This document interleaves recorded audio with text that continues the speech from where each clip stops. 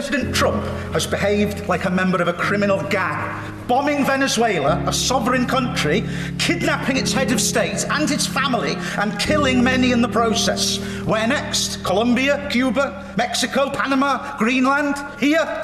Does my right honourable friend agree that if we do not stand up to deviants and bullies like Trump, they will only be emboldened to repeat their illegal acts elsewhere?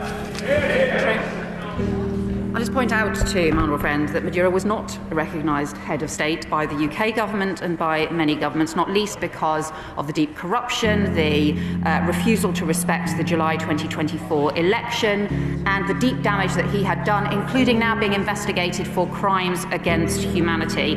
And also the impact, he talked about the impact on neighbouring countries. Neighbouring countries have also suffered deep damage as a result of the Maduro regime allowing criminal gangs to operate so extensively from Venezuela, and also the rapid migration of so many people from Venezuela as a result of the crisis. David Reid.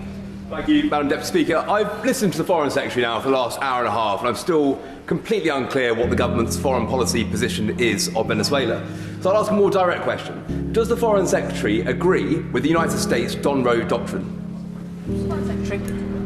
Well, the US has set out, I think, very different versions of the Monroe document has been interpreted in very, very many different ways over decades and through generations in different ways, and historians will dispute that. What I can set out is the UK's approach and our foreign policy approach, which is to stand up for Britain's interests in security and prosperity, and also our values. That is why we not only stand up for the international rule of law, but why we also maintain the crucial security alliances which are based on laws and values such as NATO and our transatlantic partnership.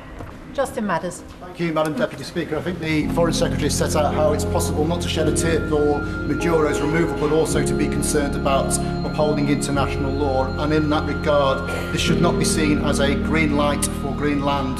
So with that in mind, could she confirm to the House that when she spoke to Secretary of State Rubio, she specifically registered the UK government's position in respect of Greenland?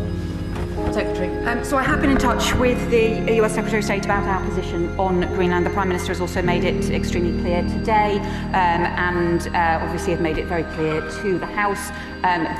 We feel this very strongly. It is important that Greenland is part of Denmark, and also that the future of Greenland is for the people of Greenland and nobody else. Ben Lake. Foreign Secretary, I shed no tears in the fall of the Maduro regime. However, I do fear that